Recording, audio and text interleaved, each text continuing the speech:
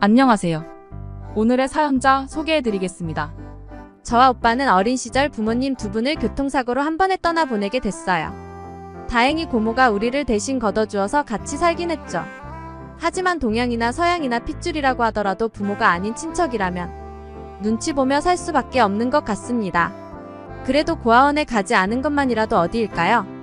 오빠와 저는 3살 차이 나고 굉장히 두터운 유대관계를 지녔습니다. 둘 다 서로에게 의지를 많이 했죠.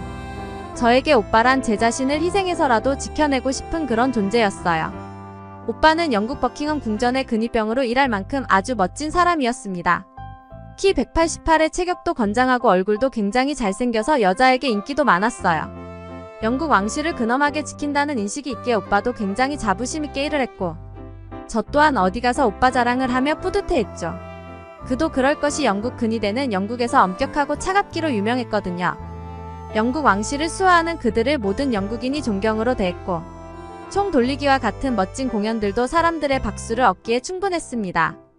하지만 저는 오빠가 든든하면서도 안쓰러웠어요. 오빠의 훈련은 더운 날, 추운 날, 비 오는 날을 안 가렸거든요. 그렇다고 날씨 때문에 훈련 의지가 꺾일 영국 근위대가 아니었죠. 얼마나 왕실에 대한 충성심이 잘 알려져 있냐면 전에 인터넷에 한 영상이 이슈화된 적이 있었는데요. 한 어린아이가 근위대 앞에서 넘어졌는데 마음 약한 모습을 보이지 않고 그냥 아이를 무심히 지나치는 근위대의 모습이 비춰졌죠. 오로지 영국 왕실만을 향한 어쩌면 굉장히 냉혈한 충성심이었죠. 제 취미는 오빠가 근위병 교대식이 있는 날 그 모습을 구경하러 가는 거였어요.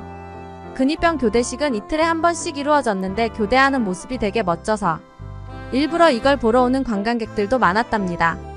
어느 날은 제가 일이 바빠서 거의 5개월 만에 오빠의 모습을 보러 갔던 날이 있었어요. 교대 장면에서 오빠와 저와 눈이 마주쳤고 그는 얼음장 같은 표정을 짓고만 있었죠. 하지만 항상 그랬듯 왼쪽 입꼬리로 저에게 신호를 주었어요. 집에서 오빠가 말한 적이 있었거든요.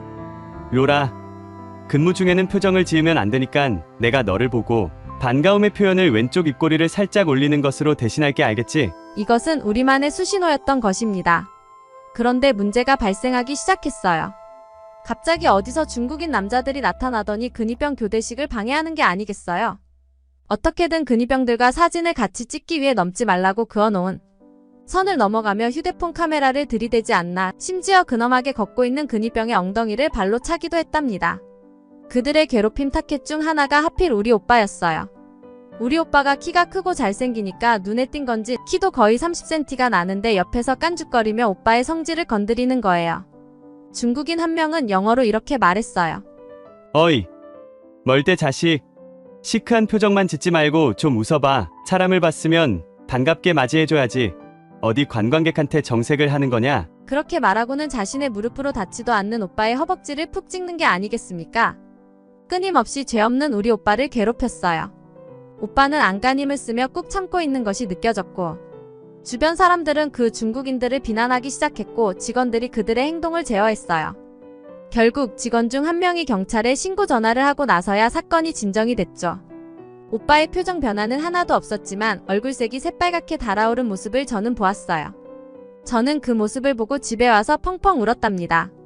근위병들은 실제 버킹엄 궁전에서 작전 중인 병사들이고 궁전 내부는 작전 지역이라서 주변의 사람들이 구경한다고 해도 절대 반응해서는 안 되거든요. 그것이 영국 근위대의 자부심이었고 영국 왕실의 권위를 나타내는 것이었죠. 중국인들이 중국어 욕을 섞어가며 직원들과 근위병들에게 대했던 태도는 참으로 저급한 행동이었어요. 예전에 인터넷에서 어느 한 댓글을 봤던 게 떠올랐어요. 중국은 외국 나갈 때 가슴에 그들의 자랑스런 중국 오성훈기를 달고 나가는 걸 법제화했으면 좋겠습니다. 다른 아시안들에게 피해가지 않도록. 갑자기 그 댓글이 떠오르며 이래서 세계인들이 중국인을 싫어하는 거구나 싶었죠. 저는 그리고 영국 정부 홈페이지에 근위병 교대식 때 외부 사람들의 출입을 막아달라고 민원을 넣기도 했습니다. 영국 왕실의 근위대를 외부인들에게 보여주며 그들의 권위와 위험을 드러내려 한다는 의도는 알겠어요.